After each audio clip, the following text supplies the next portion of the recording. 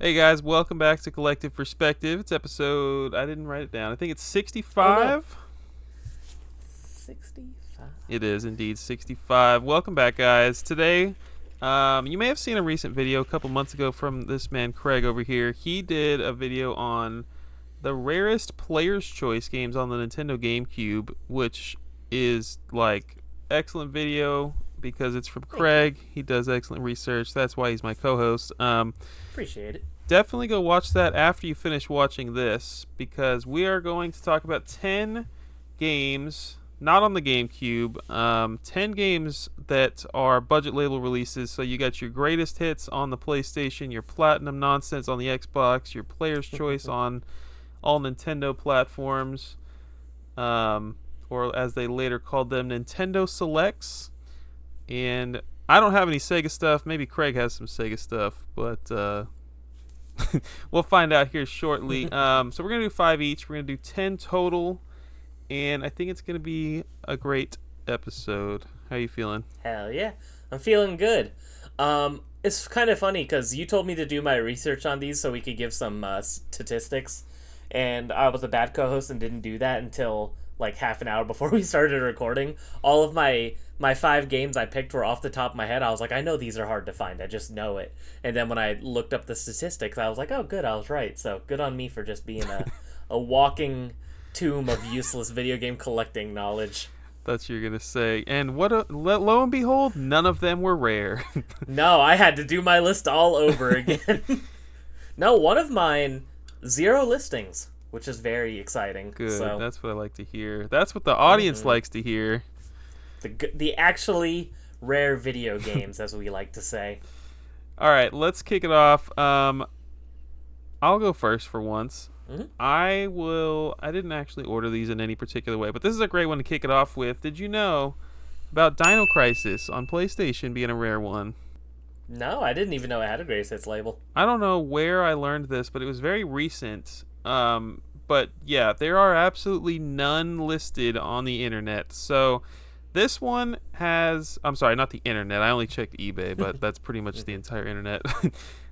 There are none listed right now. The last two sold for $300 sealed and $290 complete. Very similar Wow. prices there for very different conditions. Um, It's funny how sometimes games are so like hard to come by that people just pay the same price for yeah, whatever they can get their hands on. Like I think about that a lot with like it might not be this way anymore, but I remember back in the day with Wii U games, it was like you could get like a sealed Devil's Third for like 70 and like an open one for like 67 or 65. It was like always like neck and neck because it was just like whatever was available, people were buying. yeah. So it's funny how that rings true for stuff that's actually rare. Devil's Third wasn't a great example, but you know what I mean. The this game's got it going on. You know, you got your horror and you got your PlayStation 1 and the start of a franchise that's kind of beloved. Um, it's it's a good one. Dead but beloved. I think that the greatest hits on PS1 is probably some of the ugliest budget labels you could own, but Yeah. it's rare and that makes it cool. I think it's like kind of crazy that it's. I think these were buy it nows that sold for 300 and 290. It's kind of crazy to me that there are that many people out there like that interested that it would drive the price up that high. Yeah. Um, Well, there's a lot of people out there that they specifically collect like budget label games because it's like you don't have to do a whole set, but you can get a subset of this library that covers usually a lot of good games or interesting games and stuff. So, like for a long time, I have all the GameCube ones, obviously. At one point, I was going for all the platinum hits on Xbox, and I changed my mind because I just didn't care about almost any of the games. But it's a fun, different way to collect if you don't want to go for a whole library of a console that you like. Absolutely. That's my first one. All right, my first one is going to be debatably the rarest one on my list because there's 0 listings on eBay right now, and that is SpongeBob Lights Camera Pants on the original Xbox. So there's 71 copies of this game listed for the original Xbox right now. None of them are platinum hits. I went through the sold listings. There's one that has been sold within the last 2 months, and it's sold for $12.99. So if you can find this game, you'll probably find it for pretty cheap. But good luck finding it, kind of thing. It's just impossibly rare. It's super strange. The one copy that did sell was a rental copy. It has like the rental stickers on the front and on the manual, so kind of interesting. Oh, yeah. I love when something is so hard to find and you see like history of it selling for like a couple bucks. I think that's hilarious. It would be interesting if we found out that was a rental exclusive as a Platinum Hits. Yeah, that's also possible.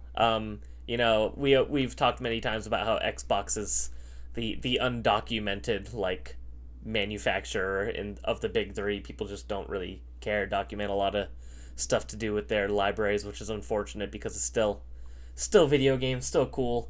But yeah, there's nothing funnier to me than extremely rare games that are worthless. I just always find that fun.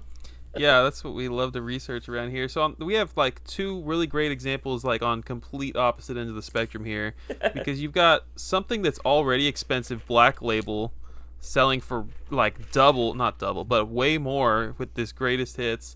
And then you've got something that's already dirt cheap, and because the seller is just a normal human being, they don't know that, oh, the Platinum Hits, that's the one to buy, and let me list this for $300. Like, yeah, $12.99. That's probably what every person buying this game spends on that game, you know. Mm-hmm.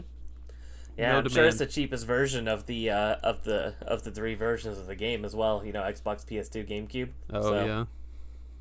But the hardest version to find. So for all you SpongeBob collectors out there, keep a lookout. That's pretty cool. I need to write these down, just like for my own personal knowledge when I'm out at game stores. This is the kind of stuff I need to be looking for. I just need to have like a list like that always handy. Yeah, that's one thing you and I have a lot in common is we just like rare stuff. We don't care if it's actually worth anything. We just find it fun. So we've bonded about that a lot over the years. It shall be sought after someday. In theory, right? Speaking of garbage, this is the worst one out of the 10 for sure, and I don't even know what's on Craigslist yet. This is Just Dance 2015 on the Wii. Oh. The Nintendo Selects, there is just one listed right now. It's a sealed copy for $27. Buy it now, free shipping. When I was doing the Nintendo Selects like list, I made a list and put it on Video Game Sage. I looked at all the variants and everything too. This was one that I was like, you would see it on the little Nintendo promotional images that like say, hey, these are coming soon for $19.99. And this one, like, I always just saw the stock photo, but it took a little while to actually find the real thing. But it does exist. This is a pretty hard to find copy of Just Dance 2015 that no one listening to this should buy. No one should even give a dang about it, but if you are listening to Collective Perspective, you probably do give a dang about this type of stuff. There's one guy out there that just took it out of his eBay cart when you said that because he felt ashamed. That's it. That's all I like say. to imagine there's at least one guy that watches these kinds of episodes that we do, and he buys everything and just doesn't say anything about it. I hope so. That'd be really fun. If you're out there, please let us know, because you are the coolest collectiver perspectiver that is out there. Take us to a much better game than that. Yeah, I would say this is a good game, actually. Sonic All-Stars Racing Transformed on the Wii U. So this Nintendo Selects has 352 copies listed. Only 8 of them are Nintendo Selects. So much lower than you'd think for being a bigger title like Sonic. Price range, about $20 to $25, so also still fairly affordable. Pretty much all the games on my list except for one are pretty cheap still, so just goes to show how much people do not care about budget labels. You said 8 out of 350? 352, yes. On Wii U? Mm-hmm. That's neat. Yeah, so that's actually, I think that would be a fun one for you guys out there that don't care about Wii U or don't want to have a Wii U set, but you like the Wii U a little bit. The Nintendo Selects line on Wii U, pretty solid. So I'm sure there's some Just Dance in there, guys.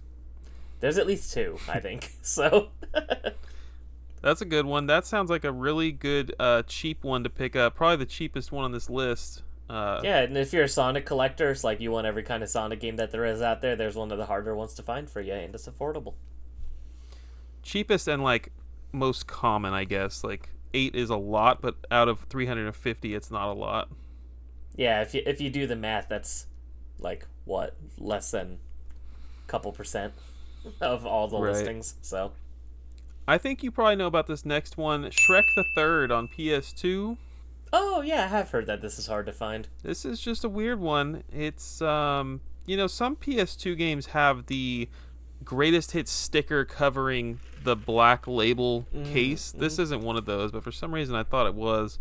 But for whatever stupid reason, greatest hits copy of Shrek the Third on the PlayStation 2 specifically. If you want it right now, there's only one listed, complete in box for $130.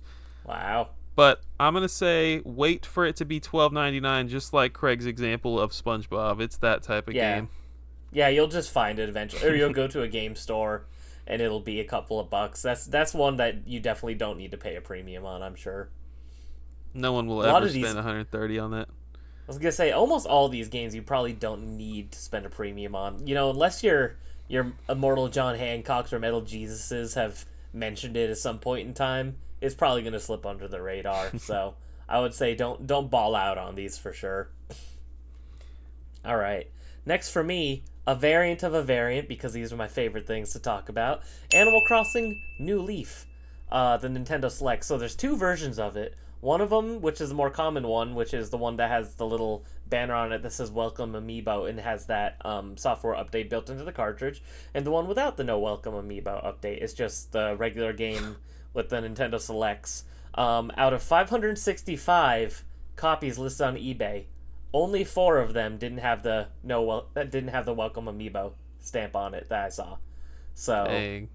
a very, very small amount. And So- what's it going for? Like $25. You could buy any Just of them the for same super as cheap. all the other ones, right? Exactly. Again, it's one of those things. It's like no one's gonna be the wiser or care about this. So it's a very, very. I would argue that's rare. I mean, that's less than 1% of the listings. And So not out only of- that, but it is the lesser version for all the people playing the game. Yeah, because now you can't get. I don't think you could download the update anymore Oh, yeah. from the Probably Nintendo not. store. I'm not totally sure how that works, but I don't even think you'd be able to get the update since they shut down the eShop. So that's the worst version of that game to buy because it has an ugly border and it doesn't have all the content. So if you want the worst looking version of a great game on your shelf because it's rare, here you go. What a weird decision. Like, they had to be like, okay, guys, let's roll out these Nintendo Selects Animal Crossings. And then, like, a week later, somebody's like, wait, let's put Amiibo in it. Like what the heck happened? Genius. Yeah, it really must have been a super small time frame between the two for that to happen, right? Very interesting, because it doesn't really make sense. It's like, why wouldn't they? It's not like the people printing the games aren't in talks with Nintendo because they are Nintendo Yeah. to know that the update is coming. It's very strange. So I thought that was super interesting. As a bonus variant for Animal Crossing, didn't I just send you some big box that comes with the NFC reader? Yeah, it was Happy Home Designer. Oh. Yeah, so what that was if you wanted to play the game and use the amiibos, but you didn't have a new 3DS because it didn't have the NFC reader built into the older models. Because the game came with amiibo cards, and the whole point of it was to buy amiibo cards, and then you design a house of the characters with the amiibo cards. So there's a harder to find big box version of that. I definitely want that. I just so funny. It's one of those things like during that era, I remember seeing it every single time I went to GameStop, and now Dang. it's like it costs a lot of money, and I'm like, I should have done it. It's like every time I see the Fire Emblem Fates 3DS that sat in my GameStop for like 2 years and nobody would buy it. Now it's like an $800 3DS. I'm like, I should have just bought it. The 3DSs were something I never saw rising the way that they have. Like, those were so readily available, like 2016, 2015. And we just sat. I mean, I was still working in fast food. I was like a college student and everything. I was definitely not going to buy multiple 3DSs back then, but it still hurts now. Fun fact, when I got my first paycheck ever from my first job in McDonald's, that's what I did. Is I went and bought a 3DS, I bought Ocarina of Time 3D, and I bought Sonic Generations. I love that. and then I sold Sonic Generations shortly after because that version sucks. Dang, I always wanted to play that version. It's all right. I wouldn't. It's not worth it if you don't already own it. All right, let's move on to number 4. I have this is for sure the rarest one. NBA Ballers on Xbox. Oh yeah, yeah. Shout out to the Pirate Pimp who made this one famous. Yes, definitely. This is an Xbox Platinum Hits title that they're probably, I haven't kept up, but there's probably 5 at this point known to exist. I don't have to check eBay. There are 0 listed. I can tell you that right now. There's never any listed yet. It's incredibly rare. This has to be like some kind of thing that got recalled or was never supposed to be released at all. But we don't have proof of that. It could have totally been a retail release. This is just a really freaking rare game, and every time you go to a game store or a convention, you need to look for NBA Ballers Platinum Hits on Xbox. Yeah, it's one of those things where I really wish we could find out like minimum print runs from back in the day. Please. Like nowadays we have that information because of all the indie developers working with PlayStation and Nintendo and Xbox and all these people. But back then it was only the big companies doing it, so none of that information was able to get, out there to us commoners. But I would love to know what the minimum print run is, because it just doesn't make sense how impossibly rare this is, right? It's very weird. It's like a historic event when we get data from back then, like the freaking duo packs and stuff from Reddit on the GameCube. Yeah. That was a crazy. Which is also incredible because I think it was like 10,000 or something of each, and it's like, wow, it's like everybody really just threw those boxes away then, because we still only know of like maybe I think like 7 or 8 that still exist. Yeah, it's bonkers. Take it away. All right, my next one, our boy SpongeBob coming back again, the SpongeBob SquarePants movie on PS2, but another variant of a variant, the one that doesn't have the logo for the game on the cover, which is super funny. It's just SpongeBob and Patrick running away from the fire. It has the little Nickelodeon splat still, but the banner for the SpongeBob SquarePants movie is missing, and I always thought that was so funny. Super strange, definitely a mistake, but they're out there. Of 314 listings, only 5 of them were missing the logo. Wow. And none of them were expensive. It's funny because I think that, even if you have this game, you might not even notice that it's missing, because it's just such a strange error. Yeah. Like I was scrolling through and I was double checking because I thought I was missing a couple, and then one of them I did scroll past and I thought the logo was there and it wasn't. So yeah, 5 out of 314, and they're all about like 15 each, so super cheap if you want to get a funny, interesting misprint. I kind of want it for $15, but I'm going to a convention. I thought about it. I put one of them in my cart. I'm thinking about it. I'm tempted. That's cool. Yeah, that's a fun one. Something to keep in mind here is, I guess, so like GameCube games don't have Player's Choice on the disc.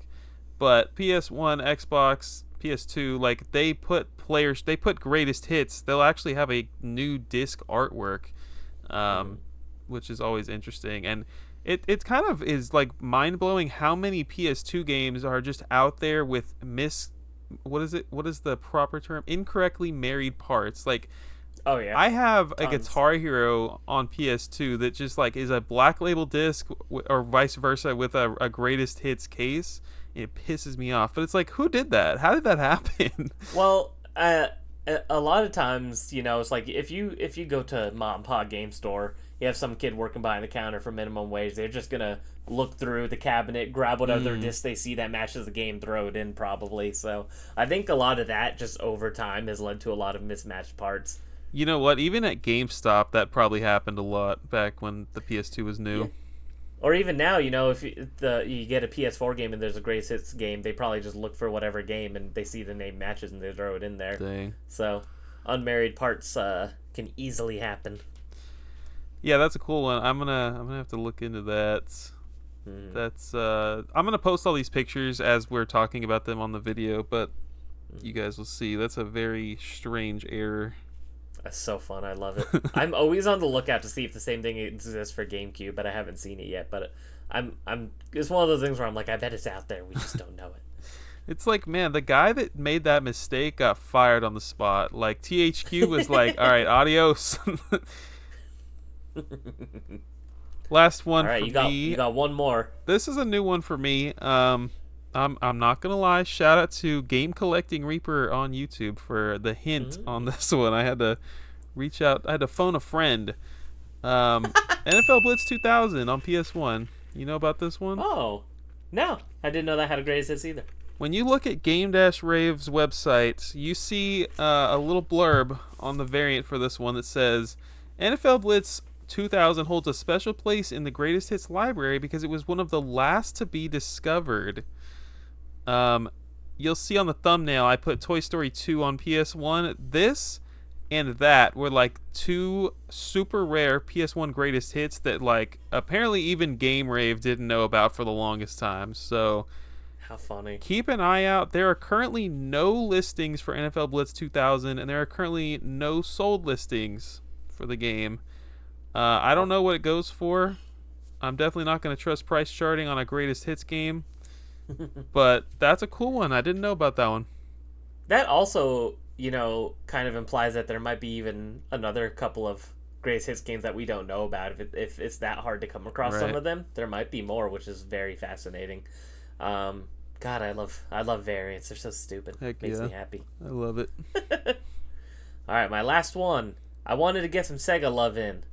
Got Power Stone on the Dreamcast. Let's go. So there's only 82 listings, so not a lot really listed to begin with, and only 3 of them are the Sega All Stars label, where it has the white part of the manual changed to black, and then the spine has the orange saying Sega All Stars on it.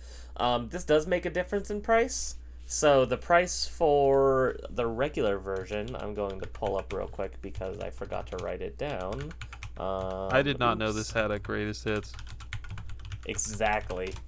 So Power Stone normally is about $88 according to price charting if you want to go off of that. And on eBay looking at sold listings for the Sega All-Stars one, it's about $150. So almost double the price for that just because it's harder to find. So it's known. Double the Yes, price, it and is. people It is know about known. it. Yeah. And Dreamcast games are always a little bit on the higher end anyway, so I Yeah. could see people trying to go for the Sega All-Stars of Dreamcast because the black label and the black and orange actually looks kind of cool. It's better than most budget labels. So It's not bad. At least the whole thing is orange instead of just one little section. I know, because that's the thing with the greatest hits. It's the lime green with the bright red. It's just so gross. Not a fan. It is a really Not a bad fan. green. It's just a bad green. And it sucks because that'd be such a cool subset to go for if it wasn't so Yeah. ugly. Like, people talk mad crap about the GameCube Player's Choice. I try not to curse on your show since it's not my show, so I sound goofy, but I think Player's Choice games actually look good as long as it's not like in the middle of a regular GameCube shelf. When you separate it, it looks perfectly fine. But it's like the greatest hits, even on their own, they just look disgusting. So it's not it.